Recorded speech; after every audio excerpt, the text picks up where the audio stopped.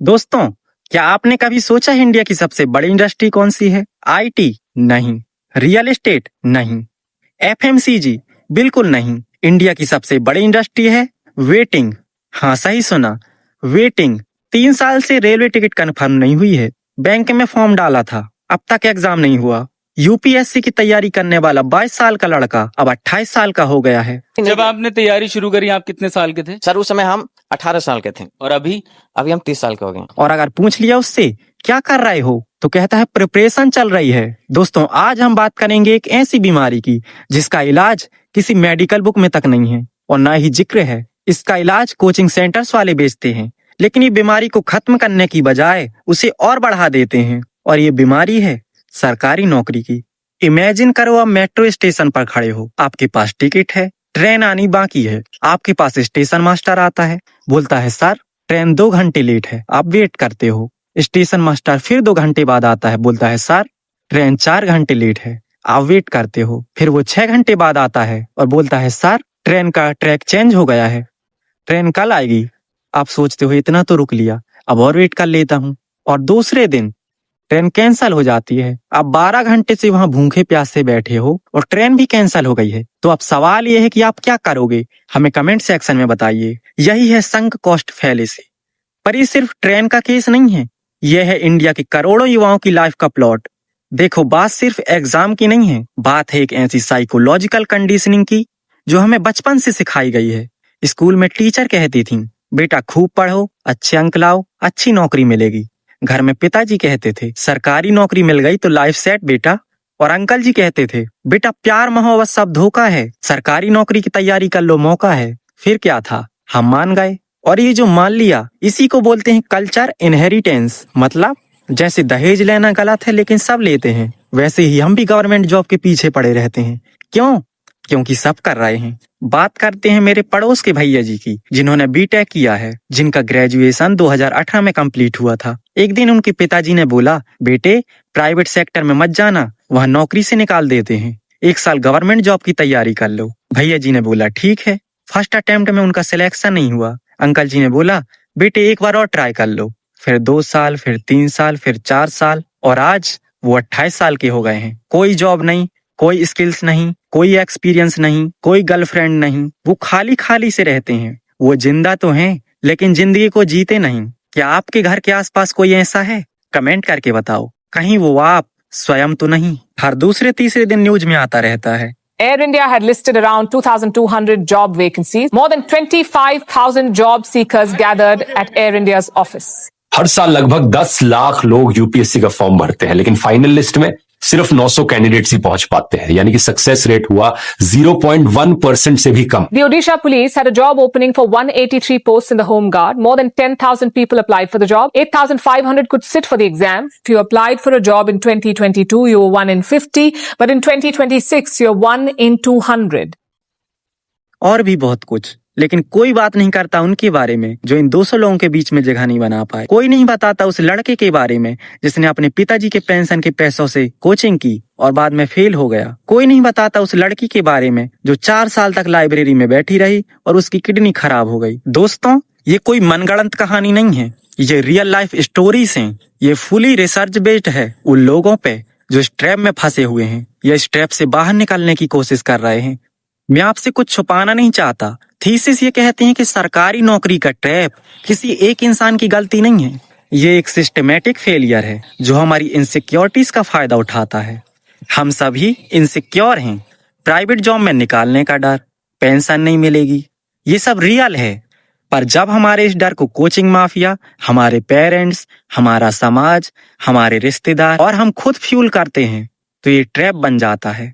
और इस ट्रैप को समझे बिना इससे बाहर निकलना लगभग नामुमकिन है। इंडिया विश्व में यूथ पॉपुलेशन के मामले में नंबर 1 पर है। देश में 65% पॉपुलेशन बिलो 35 एज, यानी कि देश ये युवाओं का देश है। मतलब अगर हमारा यूथ प्रोडक्टिव होगा, नए नए स्टार्टअप्स खोलेगा, रिसर्च करेगा, तो हमारा देश सुपर पावर बन सकता है। लेकिन अगर वही यूथ गूगल पर सर्च करता है करंट अफेयर्स 2026, तो क्या होगा इस देश का?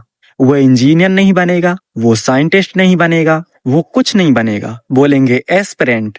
और एस्पिरेंट वो होता है जिसकी लाइफ एक सस्पेंडेड एनिमेशन में चल रही होती है, जैसे किसी स्पेसशिप में सो रहा हो और पता नहीं जागना कब। कुछ लोग 5 साल में जाग जाते हैं, तब तक उनकी शक्ल 30 साल की हो चुकी होती है, और कुछ लोग जिंदगी भर नहीं जागते। सुना है शर्मा जी का बेटा जीएसटी इंस्पेक्टर बन गया है, उसकी शादी लग गई, दहेज में 4 व्हीलर मिलेगी, नया घर भी खरीद लिया है। और एक तरफ आप हो, 29 साल के हो गए हो, दिनों रात पढ़ते हो, फिर भी सिलेक्शन नहीं हुआ। पापा कहते हैं बेटा एक बार और ट्राई कर लो, तुम इंटेलिजेंट हो। इंटेलिजेंट? तुम बिल्कुल इंटेलिजेंट हो, मगर इस ट्रैप को पहचानने में नहीं, तुम एग्जाम क्रैक करने में लगे रहते हो। और सबसे हार्श ट्रूथ, ये ट्रैप दिमागी नहीं है, ये तुम्हारी जेब का पैसा और समाज में तुम्हारा रुतबा दोनों खा रहा है। गरीब फैमिली का लड़का कोचिंग नहीं कर सकता तो वो लाइब्रेरी में बैठता है, जिसके पास पैसे हैं वो कोटा जा सकता है, और जिसके पास पैसे नहीं है वो तो यूं ही घूमता रहता है। मतलब सिलेक्शन सिर्फ हार्ड वर्क से नहीं मिलता, लॉटरी है, और लॉटरी का टिकट खरीदना पड़ता है। अगर आप एक मिडिल क्लास फैमिली से हो, आपके पिताजी लगभग 30-40 हजार रुपए महीना कमाते हैं, तो आप एग्जैक्टली वही हो जिस पर ये ट्रैप बना हुआ है। आपके पास 2-3 साल का समय नहीं है वेस्ट करने के लिए, लेकिन आप फिर भी वेस्ट कर रहे हो। क्यों? क्योंकि सोसाइटी ने आपके दिमाग में बैठाल दिया है केवल एक ही रास्ता है। इस वीडियो में हम जानेंगे ये ट्रैप काम कैसे करता है, इसकी साइकोलॉजी क्या है, और वो कौन से लोग हैं जो हमें इस ट्रैप में डालते हैं। Parents, teachers, governments, coaching mafia, या फिर हम खुद। और सबसे जरूरी, हम इस ट्रैप से बाहर कैसे निकलेंगे, स्टेप बाय स्टेप में बताऊंगा।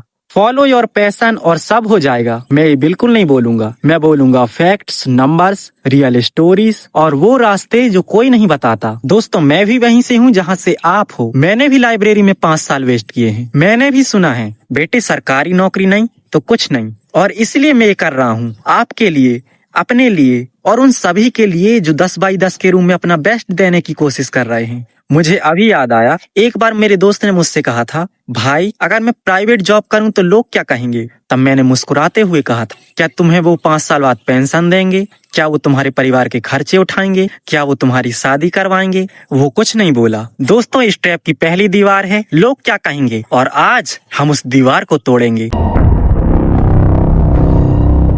अब हम बात करेंगे एक ऐसे इंसान की जिसके हाथ में पेन है, जिसकी आंखों में बड़े बड़े सपने हैं, लेकिन उसकी लाइफ थम सी गई है। दोस्तों, इस कहानी का मेन कैरेक्टर कोई बड़ी शख्सियत नहीं है, ये है एक मिडिल क्लास लड़का जिसके पिताजी बड़ी मुश्किल से 25-30 हजार रुपए कमाते हैं। घर की EMI, दवाइयों का खर्चा, उसकी मम्मी ने उसे कोचिंग कराने के लिए गहने जेवर तक बेच दिए। बस एक ही सपना है उनके परिवार का, सरकारी नौकरी, और हो भी क्यों ना, क्योंकि बचपन से सुना है मेरा बेटा बाबू बनेगा। टीचर ने कहा तुम में पोटेंशियल है। पोटेंशियल, ये शब्द कितना खतरनाक है आज तुम्हें पता चलेगा। पोटेंशियल मतलब तुम कुछ बने नहीं हो, लेकिन बनना चाहिए था, और इस पोटेंशियल को कैश में कन्वर्ट करने का केवल एक ही रास्ता हमें बताया गया है। और अगर तुम प्राइवेट सेक्टर में चले जाते हो तो लोग क्या कहेंगे? कहेंगे इतना पढ़ता लिखता था फिर भी प्राइवेट जॉब कर रहा है। सोचो, एक लड़के ने 4 साल बीटेक किया, उसके बाद 5 साल लाइब्रेरी में बैठ, टोटल 9 साल, और वो अब 28 का हो गया है। कोई स्किल नहीं, कोई जॉब नहीं, कोई एक्सपीरियंस नहीं, कोई रिलेशनशिप नहीं, कोई हॉबी नहीं, बस एक ही आइडेंटिटी है उसकी, एस्पायरेंट। और ये एस्पायरेंट किस पार्टी का होता है? बीजेपी, कांग्रेस या आम आदमी पार्टी? नहीं, एस्पायरेंट वो होता है जिसकी लाइफ सस्पेंडेड एनिमेशन में चलती है, जो 10 बाई 10 के रूम में अपना बेस्ट देने की कोशिश करता है। दोस्तों, मैं आपसे झूठ नहीं बोलूंगा, मैंने खुद ऐसे रूम्स देखे हैं, राजेंद्र नगर में, मुखर्जी नगर में, कोटा में, पटना में। उस 10 बाई 10 के रूम में एक स्टडी टेबल, एक बेड, दीवारें तो स्टिकी नोट्स से भरी हुई। एंटरटेनमेंट के लिए वहां पे कुछ नहीं है, और दीवार पे एक मोटिवेशनल कोट लिखा है, success is not final, failure is not fatal. क्यों?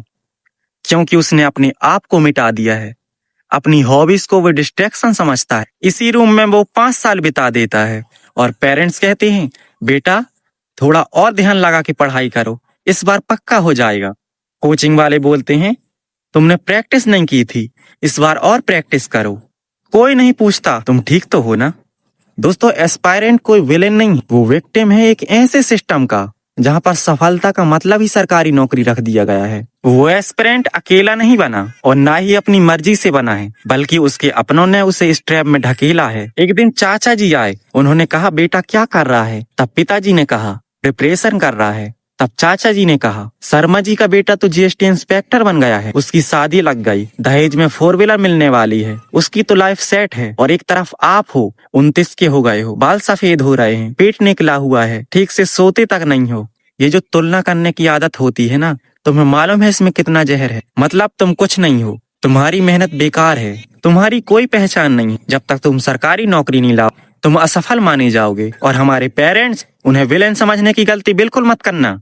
वो हमसे बहुत प्यार करते हैं, वो डरे हुए हैं कहीं प्राइवेट जॉब में चले गए और वहां से निकाल दिया तो पेंशन नहीं मिलेगी, कोई सिक्योरिटी नहीं है। और उनका वही डर और प्यार मिलकर तुम्हें कहता है, बेटा सरकारी नौकरी कर लो, बहुत सुखी रहोगे। सुखी?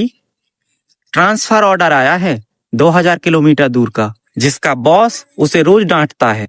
सैलरी 15 साल में एक बार बढ़ती, पर वो तो बात की बात है। यहाँ पर पूरा पैसा तो हम पर है। शर्मा जी का बेटा तो बन गया, तू कब बनेगा? और अगर तुम प्राइवेट जॉब कर भी लो तो लोग क्या कहेंगे? कहेंगे तुम्हारा बेटा तो इतना पढ़ा लिखा है, फिर भी प्राइवेट जॉब कर रहा है, वहां निकाल देंगे। यही है cocktail of love and social anxiety, जो एस्पायरेंट को 4-5 साल लाइब्रेरी में बंद कर देता है। और यहीं पर एंट्री होती है कोचिंग माफियाज की। देखो यार, मेरी किसी से पर्सनल दुश्मनी नहीं है, लेकिन सच तो यही है कि इंडिया में कोचिंग इंडस्ट्री $multi-trillion इंडस्ट्री बन चुकी है। लेकिन वो एजुकेशन पे नहीं, हमारे होप और फियर पे बनी है। इमेजिन करो, एक स्टूडेंट आता है, बोलता है सर मुझे गवर्नमेंट जॉब चाहिए। तब कोचिंग वाले बोलते हैं हमारे 50,000 रुपए का कोर्स ले लो, 100% सिलेक्शन की गारंटी।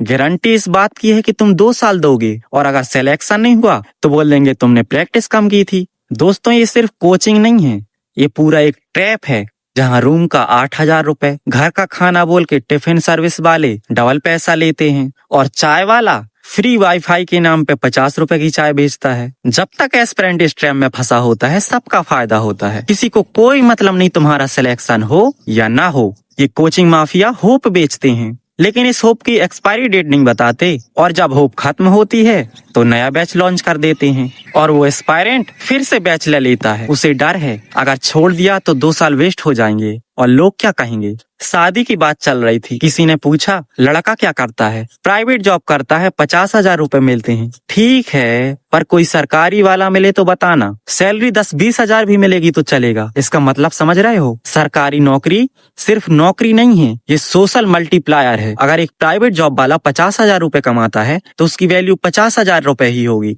लेकिन अगर एक सरकारी क्लर्क 30,000 रुपए भी कमाए तो 30,000 प्लस इज्जत plus permanent tag plus dowry leverage, हाँ मैं दहेज बोल रहा हूँ, जो कि इलीगल है। लेकिन सरकारी नौकरी वालों को तो और ज्यादा मिलता है, क्योंकि लड़की वालों को लगता है नौकरी तो परमानेंट है, हमारी लड़की सेफ रहेगी, तो एस्पिरेंट खुद ही इस रेस में दौड़ने लगता है। आप एक इंसान हो, आपका एक अलग स्वभाव है, अपना चरित्र है, आपकी एक अलग काइंडनेस है। क्या उसकी कोई वैल्यू नहीं? क्या एक तुच्छी सी जॉब आपकी वैल्यू बताएगी? कमेंट सेक्शन में बताओ। दोस्तों, अब तक हमने देखा कैसे एस्पिरेंट 10x10 के रूम में अपनी लाइफ खत्म कर लेता है, कैसे कोचिंग माफिया आपके फियर और होप का फायदा उठा के अपना बिजनेस चलाते हैं, कैसे शर्मा जी का बेटा भूत बनकर तुम्हारे पीछे पड़ जाता है, और कैसे डाउरी मार्केट तुम्हारी वैल्यू को एक जॉब से जोड़ देता है। ये चारों इसी ट्रैप के पिलर्स हैं। वीडियो में आगे हम जानेंगे कैसे ये आपके दिमाग को गुलाम बनाता है। पर उससे पहले अपने आसपास देखो, क्या कोई 10x10 के रूम में अपना बेस्ट देने की कोशिश कर रहा है? कमेंट सेक्शन में बताओ, कहीं वो आप खुद ही तो नहीं। मैं 1 साल तैयारी करूंगा, अगर सिलेक्शन नहीं हुआ तो सब कुछ छोड़ दूंगा। ये सोच के तुम में से कितने लोगों ने स्टार्ट किया है? कमेंट सेक्शन में बताओ। और ऐसे ही करके 4-5 साल वेस्ट कर दिए। दोस्तों, इसी को बोलते हैं संक कॉस्ट फैलेसी। इंग्लिश में सुनने में कॉम्प्लिकेटेड लगता है ना? चलो अब इसे हिंदी में समझते हैं। जो समय, पैसा और मेहनत में पहले लगा चुका हूँ वो मैं वापस तो नहीं ला सकता, इसलिए मैं और लगा रहा हूँ, क्योंकि अगर मैं रुक गया तो सब कुछ वेस्ट हो जाएगा। ये सोच बिल्कुल गलत है, लेकिन क्या कर सकते हैं, यही इंसान की स्वाभाविक प्रकृति है। अब इसी को एग्जाम की प्रिपरेशन में लगाते। पहली साल 2 अंक से रह गया, तब दिमाग ने कहा अगर अब छोड़ दूंगा तो 1 साल वेस्ट हो जाएगा, एक बार और ट्राई करता हूँ। और दूसरी साल एग्जाम दिया तो 1 अंक रह गया। इस बार दिमाग ने कहा मैं सफलता के बेहद ही करीब हूँ। इस बार छोड़ दिया अगर तो 2 साल वेस्ट हो जाएगा। फिर थर्ड अटेम्प्ट में फेल हो गया। अब तुम 25-26 के हो गए हो। तुम्हारे सीवी में no skills, no job, no experience, कुछ भी नहीं है। अब तुम्हारे पास एक्सिस्टेंशियल क्रॉस रोड्स हैं।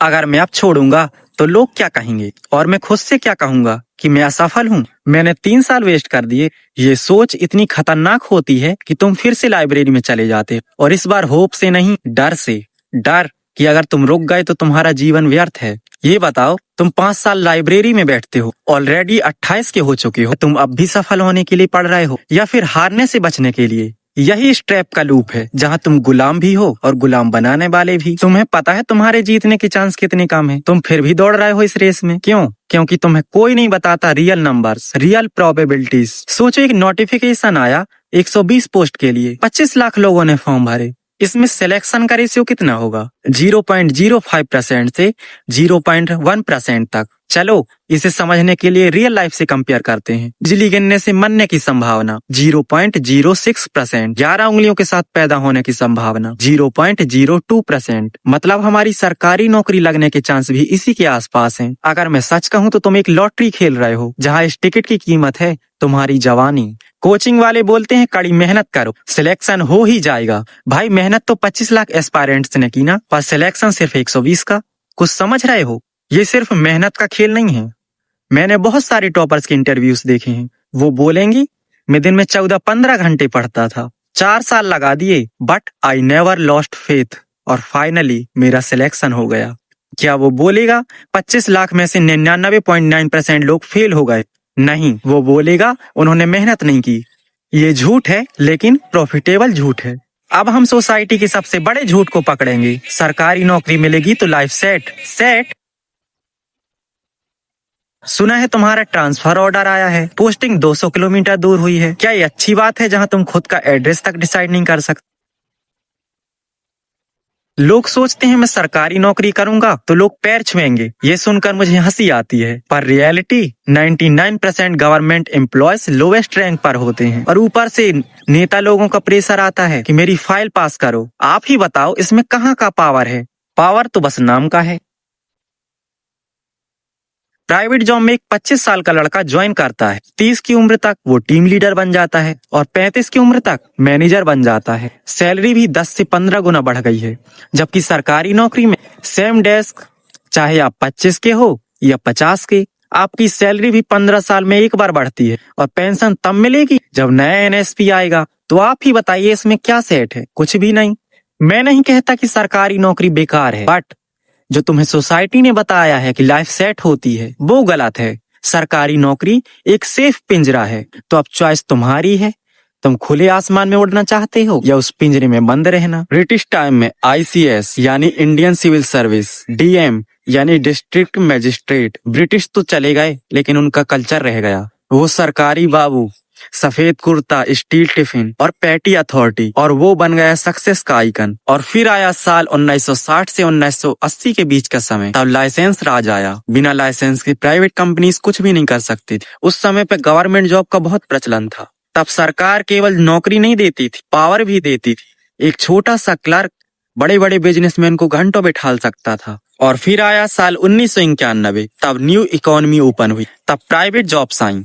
बेंगलोर, मुंबई, तमिलनाडु, कर्नाटक, इन सभी ने इस नई रेस में दौड़ना शुरू किया। लेकिन मध्य भारत, छोटे शहरों और हिंदी भाषी राज्यों में प्राइवेट सेक्टर्स नहीं पहुंचे, और जहां पहुंचे वहां हायर एंड फायर कल्चर लेकर आए। तो तभी से इंडिया के 2 भाग हो गए।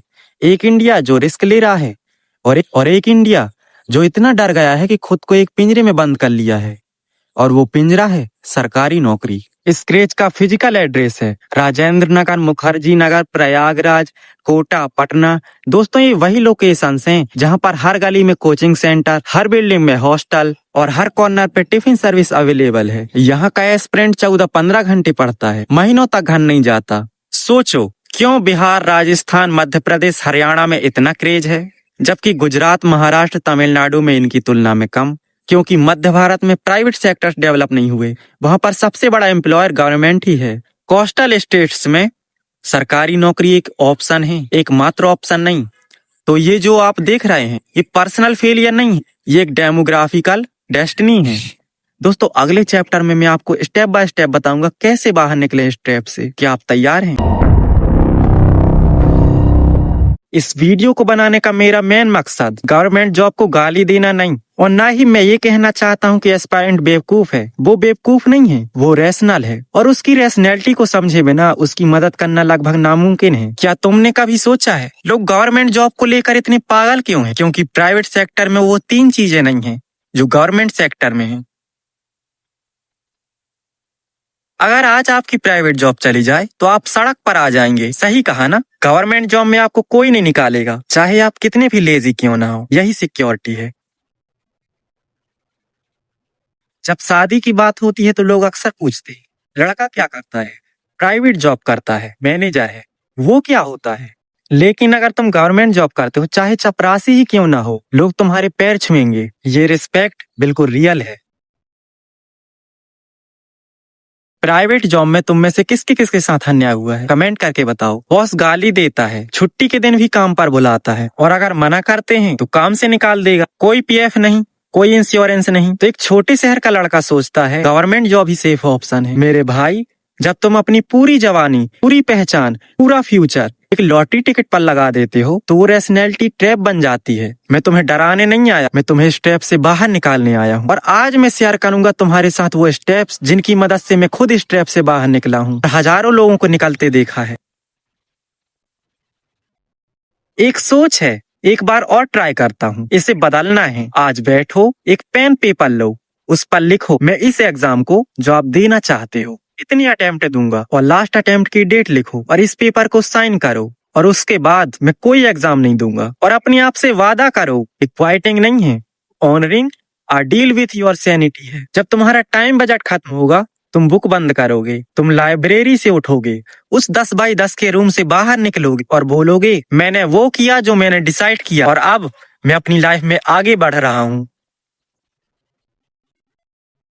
तुम में से ज्यादातर लोग सोचते हो मेरे सीवी में 4 साल का गैप है, मुझे भला कौन ही जॉब देगा। भाई, तुम्हारा वो टाइम वेस्ट नहीं हुआ। तुमने सीखा कॉम्प्लेक्स डाटा इंटरप्रिटेशन, तुमने करंट अफेयर्स का एनालिसिस किया, तुमने इफेक्टिव रिटन कम्युनिकेशन किया। जब कोई तुमसे पूछे 4 सालों में क्या किया, उनसे बोलो मैंने खुद को इंडिया के सबसे कॉम्पिटिटिव एग्जाम के लिए डेडिकेट किया। मैं फाइनल कट ऑफ से थोड़ा रह गया, लेकिन इसने मुझे सिखाया एक्सट्रीम फोकस, कॉम्प्लेक्स प्रॉब्लम्स को सॉल्व करना, डिसिप्लिन, और सबसे जरूरी प्रेशर हैंडल करना। तब मैं ये सब कुछ अपनी सक्सेस जर्नी में लगाना चाहता हूँ। ये सब झूठ नहीं है, ये स्पोकन विथ योर ओनरशिप है। तो आज ही से अपनी मनपसंद जॉब ढूंढना शुरू करो, क्योंकि तुम्हारी पहली जॉब वो की है जो तुम्हें इस ट्रैप से बाहर निकलने में तुम्हारी मदद करेगी। और सबसे इम्पोर्टेंट, अभी से शुरू करो। तुम में से ज्यादातर लोगों को लगता है कि एग्जाम की प्रिपरेशन में 100% देना पड़ता है। ऐसा बिल्कुल भी नहीं है। और कोचिंग माफिया कहते हैं कोई प्लान बी मत बनाओ, वरना तुम अपने लक्ष्य से भटक जाओगे। ये सब झूठ है। क्या तुम रोजाना 1 घंटे नहीं निकाल सकते एक वैल्यूएबल स्किल्स को सीखने के लिए? सेल्स, कम्युनिकेशन, रिजेक्शन हैंडल करना दुनिया की सबसे बड़ी स्किल है। इसे जरूर सीखो। जब तुम्हारी लास्ट अटेम्प्ट की डेट आएगी तो तुम पैनिक नहीं होगे, बल्कि तुम्हें अंदर से कॉन्फिडेंट महसूस होगा, क्योंकि तुम्हें मालूम होगा कि मेरे पास स्किल्स हैं और मैं उनकी मदद से लाइफ में जो चाहूँ वो हासिल कर सकता हूँ। और अब तुम्हें एहसास होगा कि तुम एग्जाम देने से पहले ही इस ट्रैप से बाहर निकल चुके हो। और ये वीडियो उन पेरेंट्स के लिए भी है जो अपने बच्चों पर प्रेशर डालते हैं। मम्मी पापा, चाचा चाची, दादा दादी, नाना नानी, आप सभी का प्यार सच्चा है, लेकिन आपकी स्ट्रेटजी बिल्कुल गलत है। सरकारी नौकरी मिलेगी तो लाइफ सेट, ये कहना बंद करो। जब एक दरवाजा बंद होता है तो दूसरा दरवाजा खुलता है, उसे दिखाओ। सिर्फ रिजल्ट्स नहीं, एफर्ट्स सेलिब्रेट करो।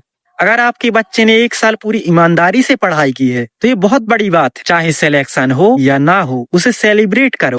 4th अटेम्प्ट की फीस मत दो, कोई वैल्यूएबल स्किल सीखो, उन्हें एक्सप्लोर करो। अपने बच्चों से पूछो बेटे तुम्हें कैसा महसूस हो रहा, ना कि तुमने कितना पढ़ा। डियर पेरेंट्स, वो क्या कहेंगे ये आपका डर है, इसे अपने बच्चे पर मत थोपो। आपके बच्चे की 20s वापस नहीं आएगी। दोस्तों, ये सरकारी नौकरी का ट्रैप किसी एक इंसान की गलती नहीं है, बल्कि एक ऐसा सिस्टम है जो हमारे डर का फायदा उठाता है। क्योंकि प्राइवेट सेक्टर्स में सिक्योरिटी नहीं है, क्योंकि हमारे रिश्तेदारों और समाज ने एक ही फॉर्मूला बैठा दिया है। हमारे पेरेंट्स ने हमें केवल एक ही रास्ता दिखाया है, लेकिन मैं आज तुमसे कुछ और ही कहने आया हूँ। हमारा दुर्भाग्य ये नहीं है कि हम इससे बाहर नहीं निकल सकते, बल्कि ये है कि हमें इस तरह से कन्वेंस किया गया है, हम इसके अलावा कुछ और करने के बारे में सोचते ही नहीं। तुमने बीटेक किया है, लेकिन तुम्हें लगता है कि तुम क्लर्क बनने के लायक, तुम एंटरप्रेन्योर बन सकते थे, लेकिन तुमने सोचा भी नहीं। इस वीडियो को देखने के बाद मैं तुमसे एक ही चीज चाहता हूँ, कोचिंग माफिया के अगेंस्ट नहीं, सोसाइटी के अगेंस्ट नहीं, बल्कि खुद की उस सोच के अगेंस्ट जो कहती है केवल एक ही रास्ता है। रियल अल्टरनेटिव गवर्नमेंट जॉब नहीं है, प्राइवेट जॉब भी नहीं है, एजेंसी है। एजेंसी मतलब अपनी लाइफ का कंट्रोल अपने हाथ में लो, कोई वैल्यूएबल स्किल सीखो, इस पर पेपर लीक का कोई फर्क ही ना पड़े, अपना फ्रीलांस प्रोफाइल बनाओ, कोई बिजनेस शुरू करो, चाहे वो फेल ही क्यों ना हो, कि फेलियर से सीखना भी एजेंसी है। दोस्तों, मैं जानता हूँ पहला स्टेप सबसे मुश्किल है, बुक बंद करना, उस 10 बाई 10 के रूम को छोड़ना, लेकिन आपका वो फर्स्ट स्टेप वो दरवाजा है जिसके पीछे एक हसीन दुनिया आपका इंतजार कर रही है। तुमने प्रेशर में रहना सीखा, तुमने रिजेक्शन हैंडल करना सीखा, तुमने डिसिप्लिन में रहना सीखा। तो ये बताओ, क्या ये किसी एग्जाम से कम है? तो अभी उठो और दिखा दो इस दुनिया को कि तुम्हारे पास अनलिमिटेड पॉसिबिलिटीज हैं।